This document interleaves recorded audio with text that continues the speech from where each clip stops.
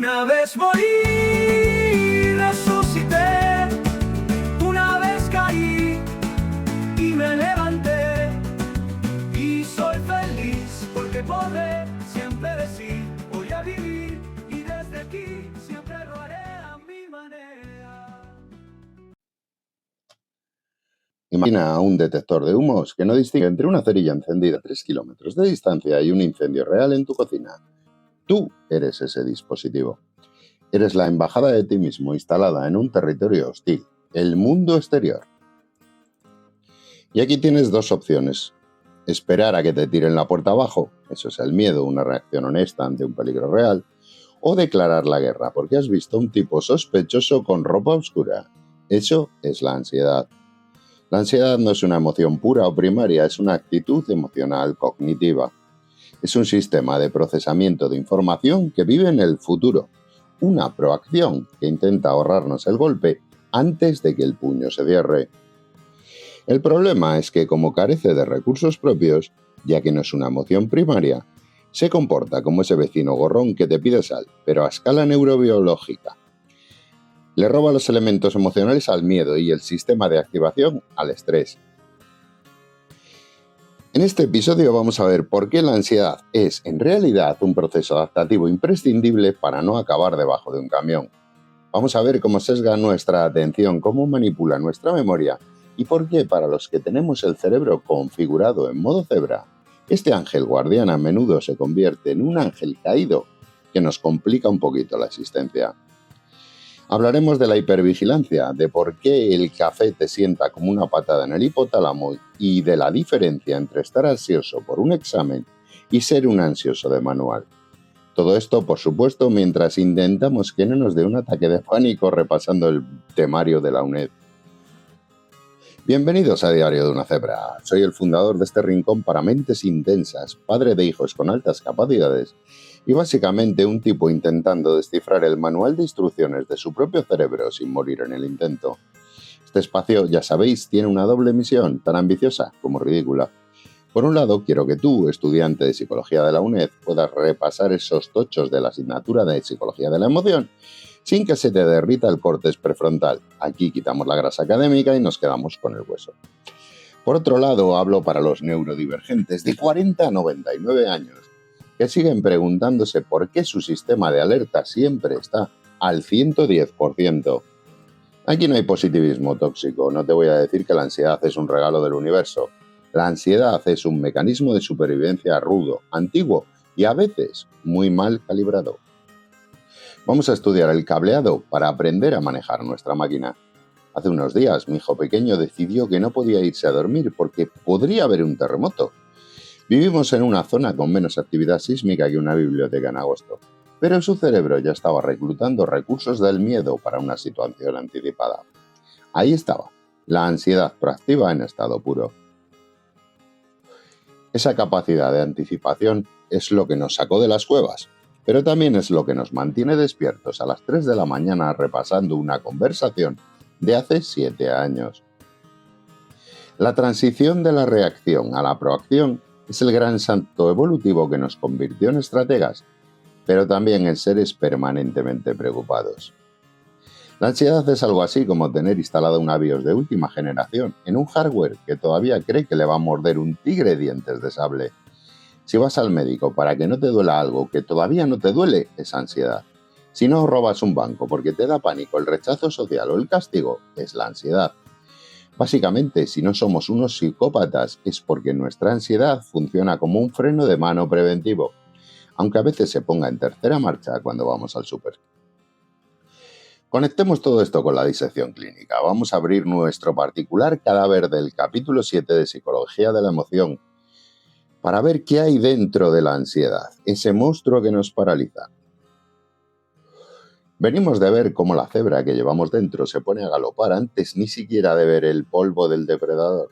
Para entender esto hay que dejar de lado la cursilería de los libros de autoayuda y mirar los planos del edificio. Imagina que contratas a un guardaespaldas. El tipo no tiene armas propias, no tiene coche y ni siquiera sabe pelear.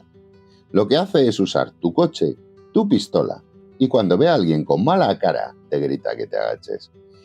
Eso es la ansiedad. un gestor de recursos ajenos. La psicología académica, con esa frialdad que tanto me gusta, nos dice que la ansiedad no es una emoción primaria. No es pura porque no tiene un sistema de activación propio, ni una expresión facial única, ni una respuesta fisiológica que puedas distinguir del miedo a simple vista. Es en realidad una actitud emocional cognitiva, un sistema de procesamiento de información que vive obsesionado con las amenazas. Aquí es donde nosotros, los estudiantes de la UNED, podemos hacernos la picha un lío. Pero la diferencia es cruda y sencilla. El miedo es una reacción ante un peligro real y presente. Es ¡hostia, una serpiente! La ansiedad es una proacción ante una situación anticipada como peligrosa. Es me voy a encontrar una serpiente el martes que viene en el campo mientras haces la maleta en un 7º piso en Madrid. Es la diferencia entre recibir un golpe y vivir protegiéndote de uno que quizá nunca llegue. Mientras el miedo te salva el pellejo hoy, la ansiedad intenta salvártelo la semana que viene. Por poneros un ejemplo, mi cerebro es tan eficiente siendo proactivo que a veces me despierta a las 4 de la mañana para avisarme de que no he renovado el seguro del coche, ese que caduca en 6 meses. Es mi ángel guardián dándome collejas preventivas mientras el resto del mundo, gente normal con cerebros menos creativos, simplemente está roncando. Si bajamos al nivel del código binario de nuestra mente, la ansiedad no es una aplicación más que instalas en el escritorio. Es la BIOS. Es ese programa de orden superior que se arranca antes que nada y decide qué procesos tienen prioridad y cuáles se van a la papelera para no gastar RAM. Como la ansiedad es un programa tacaño que carece de recursos propios, ya hemos visto que se dedica al pillaje neurobiológico. Le roba al miedo todos sus elementos emocionales, como el nudo en el estómago o la taquicardia. Le roba al estrés su sistema de activación y sus estrategias de defensa. Y optimiza el sistema. Recluta todo lo que puede de otros procesos psicológicos solo cuando le hace falta para preservar tu integridad. El autor de este tema nos lanza una metáfora que es canela en rama para entender por qué a veces nos sentimos como si nos estuviera persiguiendo un asesino en serie cuando solo estamos esperando un correo electrónico. La ansiedad normal es un ángel guardián, es el sistema que te mantiene vivo, el que te hace ir al médico por un bultito raro o el que te obliga a repasar el temario para no hacer el ridículo en el examen. Sin ella serías un temerario antisocial con la esperanza de vida de un mosquito contra un parabrisas. Pero cuando el sistema se corrompe, tenemos la ansiedad patológica, nuestro ángel caído. Este es el que te complica la vida, el que dispara la alarma cuando no hay fuego y te deja paralizado, sudando y pensando que te vas a morir porque el camarero te ha mirado raro. La raíz es la misma, pero el funcionamiento es un desastre desadaptativo. Este maestro de ceremonias emocional que es la ansiedad no se limita a observar. Tiene un plan. Y ese plan pasa por hackear tu atención y tu memoria para que solo veas lo que él quiere que veas. Prepárate, porque vamos a ver cómo la ansiedad te pone unas gafas de realidad aumentada donde todo, absolutamente todo, parece una amenaza potencial. Venimos de abrir el capó de la maquinaria y descubrir que la ansiedad es una BIOS tacaña que le roba los cables al miedo para funcionar. Pero ¿cómo decide este programa cuándo saltar? Y sobre todo, ¿cómo demonios consigue que acabes mirando debajo de la cama 3 veces antes de dormir?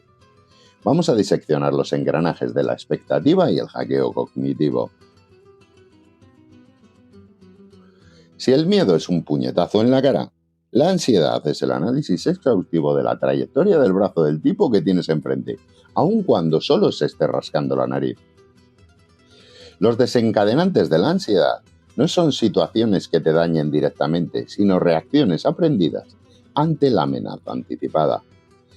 Rachman, un tipo que claramente no dormía bien por las noches, identificó los 3 caminos hacia el miedo que alimentan nuestra ansiedad.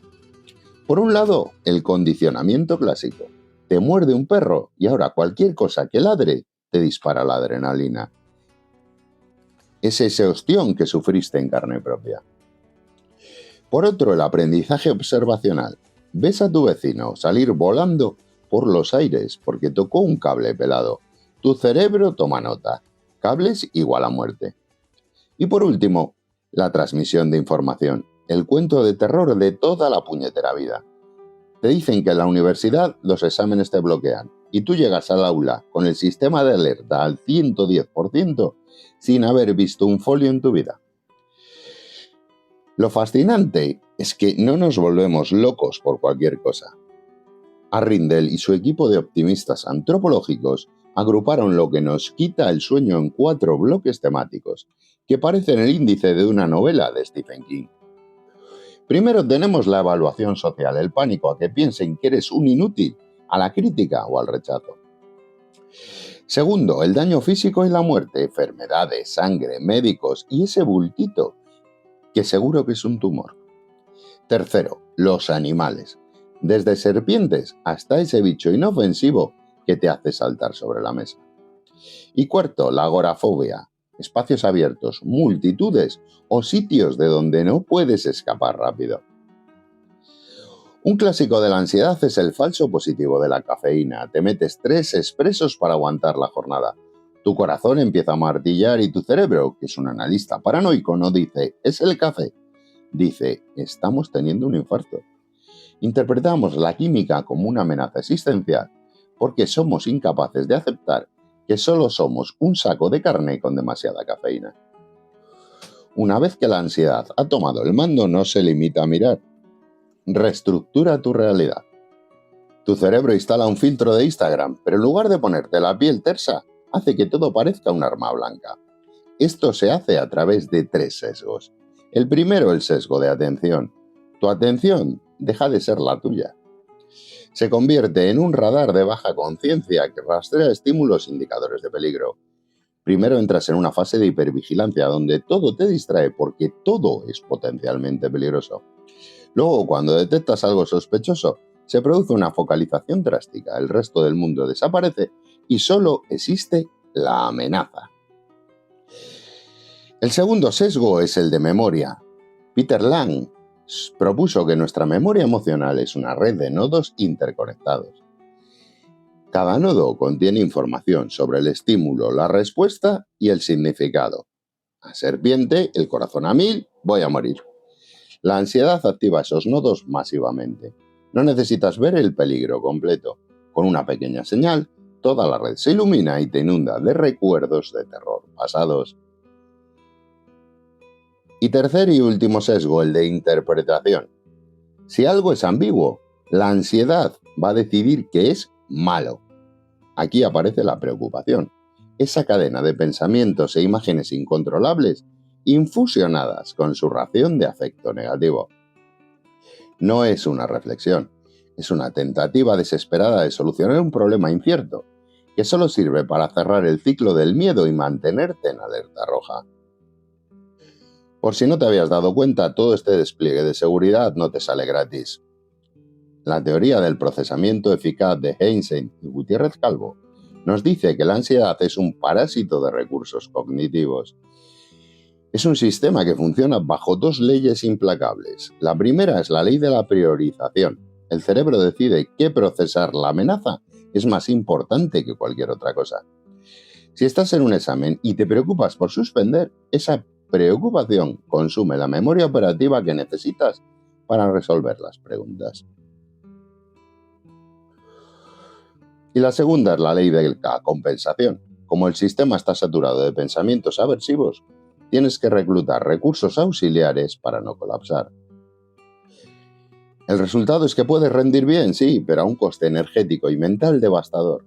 Es como intentar renderizar ese vídeo en 4K en un ordenador viejo, mientras pasas un antivirus pesado al mismo tiempo.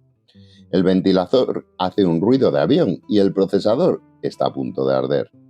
La ansiedad no busca que seas feliz, busca que sobrevivas, aunque sea terminando el día con el cerebro hecho papilla.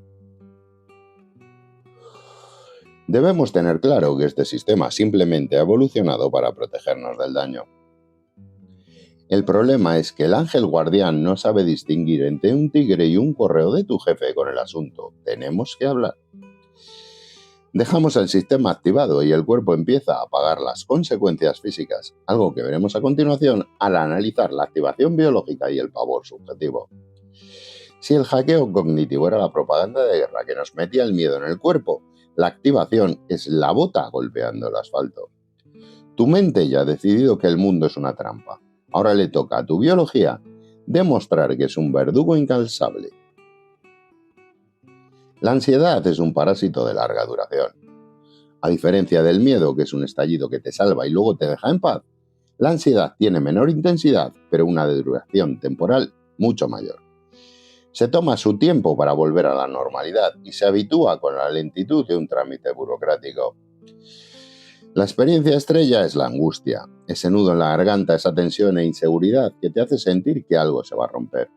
Benson, Casiopo y Sartre nos explican por qué este infierno no se apaga usando un modelo de doble vía que ya conocemos. La vía top-down o vía arriba-abajo. Tu amígdala lanza señales al hipotálamo y al tronco cerebral. Resultado: taquicardia, palidez, sudoración y liberación de corticoides. Tu mente ordena el caos. ¿Y la vía inversa? Vía abajo-arriba. Tu cerebro detecta que el corazón late rápido y que tus músculos están rígidos. En lugar de pensar, es el café, y concluye, si mi cuerpo está así, es que el peligro es real. Es una autopista de doble sentido donde la información fluye alimentando el pánico en un ciclo infinito de retroalimentación. Tu cuerpo no solo reacciona a la amenaza, sino que se convierte en la prueba incriminatoria de que deberías estar atemorizado. La ansiedad es como ese invitado pesado que no solo llega tarde a la fiesta, sino que cuando se acaba la música y estás barriendo, se queda en el sofá preguntándote si crees que la hipoteca va a subir el año que viene. No tiene a dónde ir y tú no tienes fuerzas para echarlo. Por fuera, la ansiedad es un caos sin firma única. A diferencia de las emociones primarias, no hay una cara de ansiedad universal. Cada uno de nosotros es un mundo de tics y desastres. Podemos ver desde la paralización motora hasta comportamientos desorganizados y movimientos torpes. Algunos tartamudean, otros desvían la mirada o rompen a llorar sin previo aviso. También están los comportamientos consumatorios, esa necesidad de comer, beber o fumar compulsivamente para intentar tapar el ruido interno. Básicamente, tu cuerpo es una antena emitiendo interferencias porque no sabe qué hacer con tanta energía que le sobra. Para lidiar con ese bucle de retroalimentación que hemos visto, Cron y sus colegas mapearon cómo nos defendemos. Lo redujeron todo a dos dimensiones: la vigilancia, buscar el peligro para reducir la incertidumbre, y la evitación cognitiva, que es ignorar el peligro para no sentir la taquicardia. De aquí salen los 4 perfiles que definen cómo sufres. Están los sensibilizadores, que tienen una alta vigilancia y una baja evitación. Son yonkis de la información. No soportan no saber qué pasa, así que escanean el entorno obsesivamente. Tienen una alta tolerancia a sentir su cuerpo acelerado, pero la incertidumbre los mata. Luego están los represores, con baja vigilancia y alta evitación, que son el polo opuesto. Odian sentir la activación fisiológica, así que ignoran cualquier señal de amenaza. Prefieren vivir en la higiénica ignorancia antes que notar un vuelco en el corazón. Por otro lado, tenemos los no defensivos, que son bajos en ambas, tienen poca vigilancia y baja evitación. Estos son los unicornios de la psicología. Toleran bien la duda y la taquicardia. Son capaces de usar los recursos del estrés de forma flexible y efectiva, sin entrar en barrena. Y por último, tenemos los altamente ansiosos, alta vigilancia a alta evitación. El colapso total. Quieren saber qué pasa, pero no soportan lo que sienten al saberlo. Viven en un conflicto constante de me acerco, me alejo, que no soluciona nada y los deja exhaustos en la casilla de salida. ¿Te suena alguno? Probablemente si estás escuchando esto y no eres un no defensivo, ya te has identificado con el estilo de tortura que mejor se adapta a tu personalidad. Y ahora vamos a ver cómo toda esta maquinaria acaba cristalizando en lo que llamamos personalidad. Y cuando el ángel guardián decide que es buena idea hacerse un TOC para pasar el rato. Ya hemos visto cómo la ansiedad nos hackea la atención y nos pone a sudar por si acaso. Pero ahora toca abrir el cajón de la personalidad y ver por qué algunos venimos con el sistema de alarma de serie y otros parecen vivir en un retiro espiritual constante. Vamos a diseccionar las consecuencias de tener este parásito instalado en el centro de mando. En la psicología de la emoción que vemos en la UNED se habla mucho de una distinción clásica que es básica para entender nuestra intensidad, la diferencia entre el estado y el rasgo. Para que no te pierdas entre tecnicismos, Spielberg, un tipo que dedicó su vida a medir nuestro pánico, nos regaló una analogía física impecable. La ansiedad rasgo es la energía potencial. Es una característica de tu personalidad, una tendencia estable a reaccionar de forma ansiosa sin que importe mucho la situación en la que estás. Eres un ansioso de raza. Tienes la escopeta cargada y el seguro quitado por defecto. Y la ansiedad de estado, que es la energía cinética, es la emoción transitoria, el estallido aquí y ahora. Son los sentimientos de aprensión y tensión que sientes cuando el examinador dice: quedan 5 minutos. Lo gracioso de todo este asunto es su multidimensionalidad. Para que tu estado de ansiedad se dispare, la situación tiene que encajar con tu rasgo. Si tu rasgo es de daño físico, puedes dar un discurso ante 1000 personas y estar tan campante, pero como veas una aguja, colapsas. Es una interacción perversa entre quién eres y dónde te metes. Por ejemplo, mi ansiedad rasgo es tan alta que cuando leo que el sol se apagará dentro de 5.000 millones de años, mi cerebro se pone a buscar recursos para comprar linternas. Es energía potencial acumulada esperando cualquier excusa para convertirse en un drama cinético. Pero ¿por qué unos somos unas cebras histéricas y otros son leones serados? Porque la lotería genética y ambiental es un verdugo caprichoso. La vulnerabilidad a la ansiedad no es una elección, es una configuración de hardware. Aquí tenemos a los sospechosos habituales, Hans-Jürgen Einstein y el combo letal. Si puntúas alto en neuroticismo y en introversión, tienes el pack completo. Esta mezcla produce una hiperactivación cortical y autonómica, que es el caldo de cultivo perfecto para la ansiedad condicionada. Eres básicamente un sistema eléctrico con los cables pelados.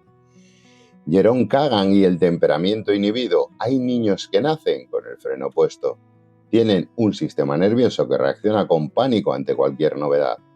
Se paralizan, se retraen. Es un factor de riesgo para desarrollar trastornos de ansiedad en el futuro.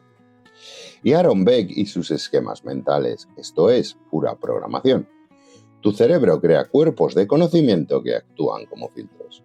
Si tienes esquemas de peligro, tu mente buscará activamente la amenaza, interpretará lo ambiguo como un desastre y recordará solo lo malo. A esto súmale la herencia y el estrés patológico previo. La ansiedad no surge de la nada, es el resultado de un sistema que ha aprendido que el mundo es un lugar hostil. Cuando la ansiedad se emborracha de poder y empieza a disparar a todo lo que se mueve, entramos en el terreno del DSM, el famoso manual de diagnóstico de trastornos.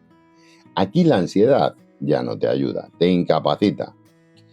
Repasemos brevemente este muestrario de horrores que nos muestra el librito en forma de trastornos relacionados con la ansiedad. Está el trastorno de ansiedad generalizada, una preocupación crónica por todo y por nada que dura meses. Es como tener una radio de noticias de catástrofes encendida 24/7 en tu cabeza. Está el trastorno de pánico, que es el sistema de alarma que se vuelve loco. Sientes que te mueres, que te asfixias o que te vuelves loco de forma súbita e impredecible. Está el trastorno obsesivo-compulsivo, el TOC. Jack Nicholson en Mejor Imposible. Una idea obsesiva te aterroriza y solo puedes aliviarla realizando un ritual absurdo. Lavarte las manos, comprobar la puerta. El cerebro intentando controlar lo incontrolable mediante la magia de la repetición. Y el último regalo que nos hace el DSM, las fobias y la agorafobia. El miedo se concentra en algo específico, sangre, ascensores, hablar en público o en la propia posibilidad de no poder escapar de un sitio. En todos estos casos el problema no es la ansiedad en sí, sino que se activa en un contexto disfuncional o que tiene un umbral de disparo absurdamente bajo. Es ese detector de humos que salta cada vez que alguien enciende un cigarrillo a 3 calles de distancia. Una confesión. Mi TOC personal es comprobar que he cerrado el gas 3 veces. Mi cerebro cree que si no hago el ritual el edificio explotará. Lo ridículo es que lo compruebo después de haber cenado ensalada y no haber tocado los fogones en todo el día. ¿Es el ángel guardián cobrando horas extras por un trabajo que no existe? Pero dejémonos de paños calientes y terminemos de destripar este cadáver académico. Si has llegado hasta aquí sin que te dé un síncope, es que tu sistema de compensación de recursos está funcionando a pleno pulmón. Vamos con la recta final. ¿Cómo miden los científicos este incendio interno? ¿Y por qué, a pesar de todo, sin este parásito estarías muerto antes de terminar el día? Para que la psicología pueda llamarse ciencia y no charla de bar con ínfulas, necesita medir. Y medir la ansiedad es como intentar pesar el humo con una báscula de cocina. Así que los científicos recurren a los autoinformes, es decir, te dan un papel y tú confiesas. Si eres honesto o si tu sesgo te lo permite, ¿cuánto se te va la pinza? Entre las herramientas que debemos conocer destacan el STAI de Spielberg. Es el estándar de oro. Sirve para separar tu ansiedad de hoy y el estado de tu ansiedad de siempre, el rasgo. Este test es famoso porque entiende que no es lo mismo estar nervioso por un evento concreto que ser una persona nerviosa por naturaleza. Está el IRRA de Tobalicano. Este es Made in Spain, el inventario de situaciones y respuestas. Analiza qué estímulos te disparan y cómo respondes. Y el BEIC de Beck, el martillo clínico para detectar la ansiedad patológica y diferenciarla de la depresión. Aaron Beck diseñó esta herramienta para resolver un problema muy común en consulta. La ansiedad y la depresión suelen presentarse juntas y comparten síntomas: el insomnio, la fatiga, los problemas de concentración. El BEIC está calibrado específicamente para aislar la ansiedad y medir su gravedad, minimizando el solapamiento con la depresión.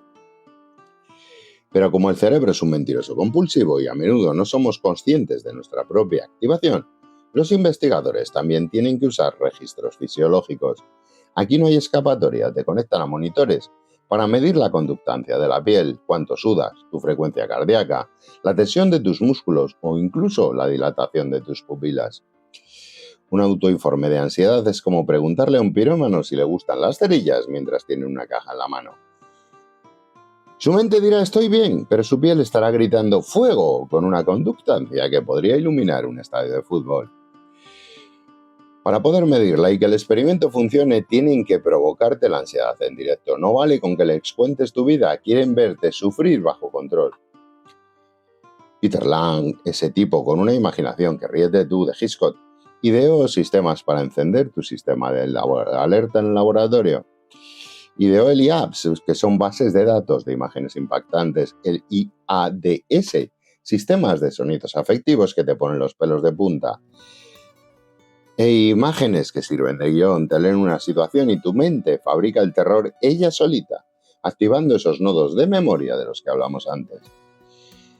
Por otro lado, Edward Blanchard diseñó un protocolo de evaluación psicofisiológica que lleva más de 10 años siendo el manual de instrucciones para ver cómo el cuerpo entra en barrena de forma normativa. Llegamos al veredicto final.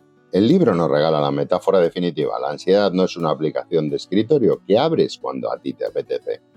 La ansiedad es la BIOS de tu mente. Es ese programa de orden superior, estrechamente ligado al hardware físico, que decide qué recursos se activan y qué programas deben cerrarse para proteger el sistema. Aunque tiene una fama horrible, porque cuando se vuelve patológica es un ángel caído que nos incapacita, nuestra supervivencia sería impensable sin ella. Vas al médico porque el temor a enfermar te empuja a prevenir. No robas ni eres un antisocial porque el temor al rechazo y al castigo funciona como freno moral. Y no saltas por un balcón porque anticipas las consecuencias aversivas. Una persona sin ansiedad sería una criatura descuidada, temeraria, y como ya hemos visto, con la esperanza de vida de un mosquito en un parabrisas.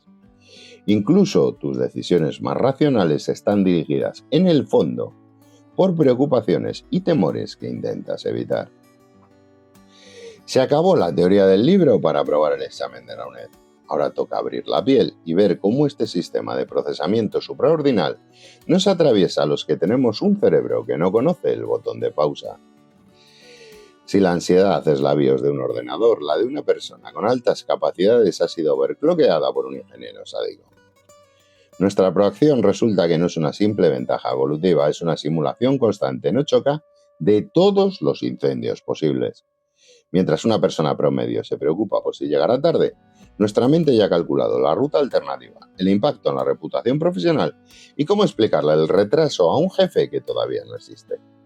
Para una cebra, la hipervigilancia no es un estado transitorio, es el fondo de escritorio. Ese rastreo constante de estímulos se traduce en captar el microgesto de desaprobación de un interlocutor o la incoherencia en un discurso que nadie más ha notado. El resultado, pues un sesgo de interpretación que nos grita que el mundo es un lugar donde siempre hay una amenaza para la integridad psíquica. No somos dramáticos, es que nuestro sistema de evaluación procesa demasiados datos por segundo.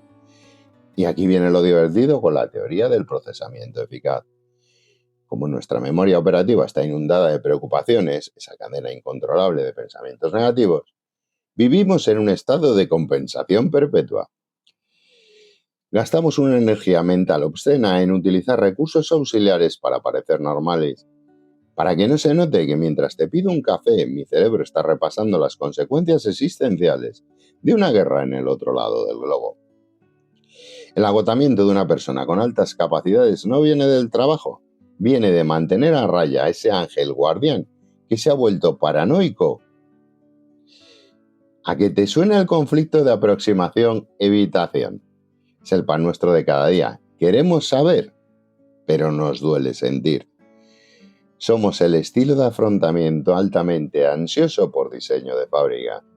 Buscamos la información para reducir la incertidumbre, pero esa misma información dispara una activación fisiológica que no sabemos dónde meter. La ansiedad es un mecanismo de supervivencia rudo, antiguo y mal calibrado para un mundo de pantallas y correos pasivo-agresivos. Pero no te engañes, sin ella estarías muerto. Si hoy no te ha atropellado un coche o no has arruinado tu vida por un impulso idiota, es porque ese ángel susurró una amenaza anticipada en el momento justo. No busques curarte de la ansiedad, busca entender el código de tu BIOS. El objetivo no es el silencio mental, eso es para los muertos, sino aprender a distinguir cuándo el sistema te avisa de un fuego real y cuándo solo está saltando porque alguien encendió una cerilla a 3 calles de aquí. Si este destripe clínico te ha servido para que la asignatura de psicología de la emoción deje de parecer chino mandarín, o si eres una mente intensa buscando el manual de instrucciones de su propio incendio, tu sitio está en diariodunacebra.com.